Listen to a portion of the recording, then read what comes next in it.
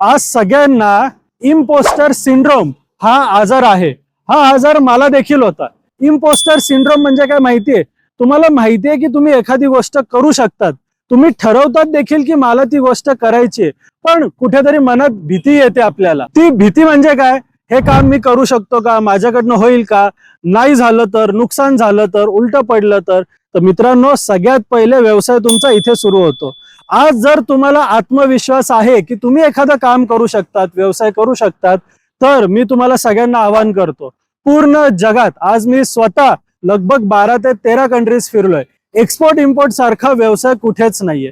ना तुम्हाला ऑफिस लागणार आहे, ना तुम्हाला भला मोठा पैसा लागणार आहे. आज तुम्हाला फक्त ओळखून घ्यायचंय समोरच्या जगात काय रिक्वायरमेंट आहे किंवा तुमच्याकडे काय प्रोडक्ट आहे जे तुम्ही समोरच्या देशात विकू शकतात.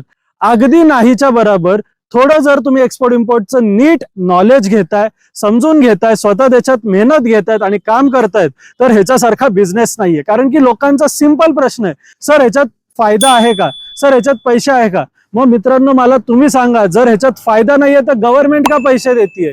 गव्हर्नमेंट का प्रमोट करतीये? जर एक्सपोर्ट इम्पोर्ट नाही, कोणताही व्यवसाय काय, अर्धवट नॉलेज घेऊन जर तुम्ही त्याच्यात पडतायत, तर तो तुमच्यासाठी आणि फायनान्शियली हानिकारक 100% आहे.